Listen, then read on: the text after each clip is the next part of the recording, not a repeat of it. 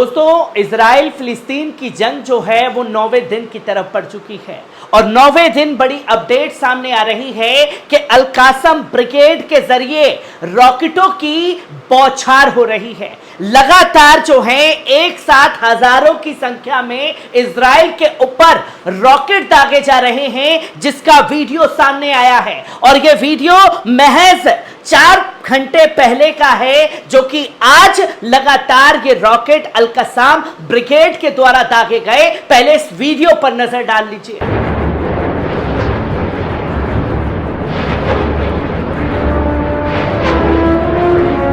आपने देखा कि किस तरीके से रॉकेट जो है अल कासम ब्रिगेड के द्वारा दागे गए और ये इसलिए दागे गए क्योंकि इजराइल के जरिए ये बताया गया कि जो पैराग्लाइडर मेन हेड थे हमास के, उन्हें शहीद कर दिया गया है इस जंग के दौरान।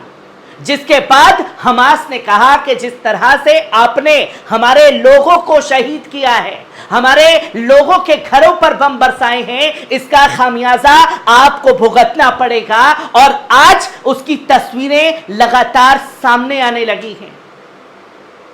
वीडियो के जरिए आप लोगों ने देखा कि किस तरीके से ये तमाम तस्वीरें सामने आई और क्या कुछ कहा गया है अबू उबैदा द्वारा। इस तस्वीरों को देखना समझना बहुत जरूरी है, जिसके बारे में तमाम तस्वीरें सामने आ रही थी, जहां Hamas will crash Israeli army, it invalids Gaza spokesperson, हमला जो किया गया था उसका जवाब जो है दिया जाएगा। साफ तौर पर हमास के स्पोक पर्सन ने, अबू उबैदा ने, यह धमकी जो है इजराइल को दी थी, जहां एजदीन अल कसाम ब्रिगेड के सैन्य प्रवक्ता अबू उबैदा ने ऑडियो और वीडियो में अल अक्सा युद्ध की घटनाओं के बारे में बात की, जो गाजा पट्टी में बस्तियों के ओर बड़े पैमाने पर रॉकेटों की गोलीबारी के साथ मेल खाती है, जो कि उसके बाद साफ तौर पर जो अल्टीमेटम था 24 घंटे का, उसके बाद पैराग्लाइडर के मेन प्रमुख को शहीद करना,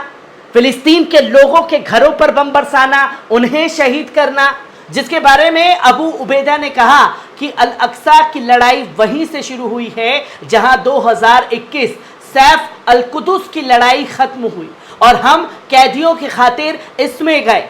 7 अक्टूबर को हमास ने एक आश्चर्यजनक हमला किया, जिसमें प्रतिरोध में 5000 से अधिक रॉकेट लॉन्च होते हुए बस्तियों पर हमला करने के लिए 1000 लड़ाकू इजराइल में घुस गए, जिसकी तस्वीरें दुनिया के सामने आई।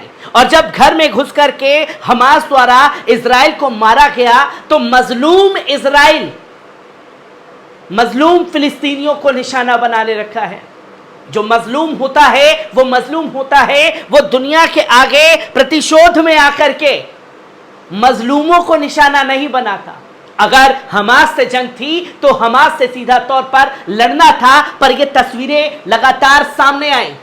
कासम ब्रिगेड के सैन्य प्रवक्ता ने घोषणा की कि ऑपरेशन अल अक्सा में लगभग 3500 मिसाइलें तोपखाने के गोले दागे गए हैं, जिन्होंने अकेले डिवीजन सेना को निशाना बनाया, जिसे हमने 15 बिंदुओं के माध्यम से नष्ट कर दिया और हमने 10 अतिरिक्त सैन्य हस्तक्षेप पर भी हमला किया। उनके केंद्रों पर हमले के दौरान अंक दिखाए गए, जो कि तस्वीर है कि सटीक निशाने पर जाकर के ये मिसाइल अल कसाम ब्रिगेड के द्वारा जो दागी गई थी वो सैन्य ठिकानों पर गिरे हैं, जिसकी तस्वीर आपके सामने है। जहां अबू उबैदा ने कासम ब्रिगेड की इस लड़ाई में जितना हमने सोचा, योजना बनाई थी, उससे कहीं अधिक हासिल हुई, ये देखते हुए कि युद्ध पहले दुश्मन के संघर्ष के भविष्य के संबंध में प्रतिरोध की धुरी के साथ गति बढ़ी विकसित हुई थी।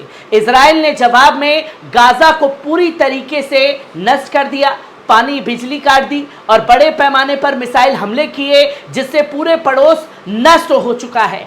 इजरायली सेना के प्रवक्ता डैनियल हगरी ने नागरिकों की परवाह किए बिना गाजा पर गोलीबारी की और बमबारी के संदर्भ में मंगलवार सुबह जोर नुकसान पर, सटीकता पर नहीं।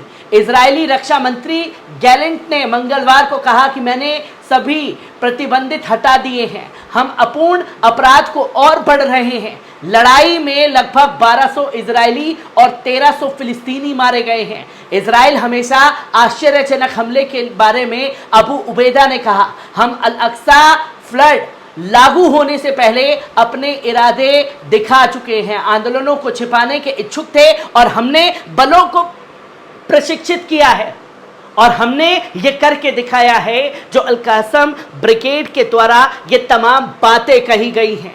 जहां 3000 सेनानियों के समर्थन कार्य 1500 सेनानियों की बुलाने की एक सटीक योजना भी बनाई गई है। अबू उबैदा ने जोर दे करके कहा कि कासम ब्रिगेड दुश्मन के खिलाफ रणनीतिक धोखे और अभ्यास किया जो 2022 की शुरुआत में शुरू हुआ था और साफ तौर पर कहा कि जहां 2021 में ये जंग रुकी थी, अब ये जंग वहीं से शुरू हुई है। जहां उन्होंने कहा कि कासम ब्रिगेड जमीन पर लड़ाई लड़ने को नियंत्रित करते हैं और हम रक्षात्मक क्षेत्र में अपनी तत्परता पुष्टि करते हैं और हमारी युद्ध संरचना और हथियार हमें प्रभावी ढंग से बचाव करने में सक्षम भी बनाते हैं। जहां खुले तौर पर कहा गया कि जमीन पर आकर के भी अगर लड़ना चाहते हैं तो हम वहां भी लड़ने के लिए पूरी तरीके से तैयार हैं। इजराइल के अधिकारियों ने हमास को नष्ट करने की उम्मीद में हवाई हमले के अलावा गाजा जमीनी आक्रमण शुरू किया, अपने इरादे की घोषणा कर दी।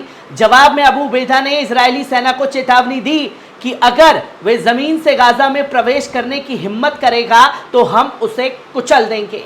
ये समझते हैं कि जमीन पर आक्रामकता का विस्तार करने के लिए दुश्मन की धमकी हमें उन विकल्पों को सक्रिय करने के लिए प्रेरित करेगी जो दर्द पैदा करेगी। जान माल और उपकरणों की भारी क्षति जो है वो दुश्मन को उठानी पड़ेगी। खुला चैलेंज जो है अबू उबैदा की तरफ से दे दिया गया कि अगर जमीन पर लड़ने की कोशिश की गई तो आपको कुचल दिया जाएगा। अगर आप रॉकेटों, मिसाइलों, ड्रोन के जरिए लड़ना चाहते हैं तो जब आप छोड़ेंगे तो हमारे तरफ से भी लगातार इसकी बौछार होगी, जो कि आज ये साफ तौर पर तस्वीरों में दिखाया भी गया।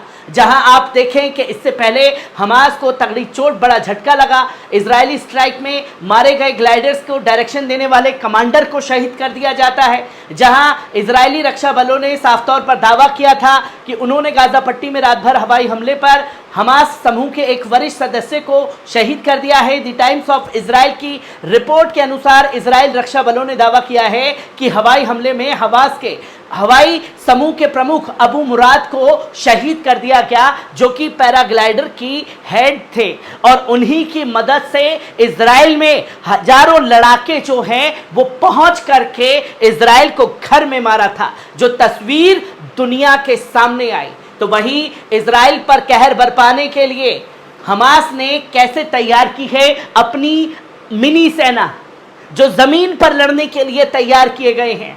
9 वर्षों को हमास को खुद किया गया है मजबूत, जहां सुरंग नेटवर्क के जरिए हथियारों की सप्लाई जो है वो जखीरा बना रखा है। जहां इजराइल एक हफ्ते से जंग के मैदान में फिलिस्तीनी समर्थक हमास के लड़ाकों से अचानक इजराइल पर हमला बोला था, घुसपैठ की। हमास ने इजराइल ने जो कहर बरपाया और नागरिकों के साथ बर्बरता की वो दुनिया भर को चौंका रही है। मतलब हमास की तरफ से जो किया गया वो दुनिया के सामने है, पर बरसों सालों से जो इजराइल मजलूम फिलिस्तीनियों के साथ करता हुआ आया वो दुनिया की नज़र में कुछ नहीं है।